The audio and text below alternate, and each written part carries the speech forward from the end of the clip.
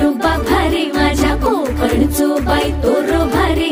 दिसते भारी गणपतीची स्वारी अन आला धादिस मामाच्या घरी मालवण चिपळूण सावंतवाडी माझ्या कोकण गावांचो दिमाग भारी दिसते भारी गणपतीची स्वारी माझ्या कोकणा वाटे तुम्ही वलवा गाडी धमा धमान हाका गाडी माझ्या कोकणचो रस्ता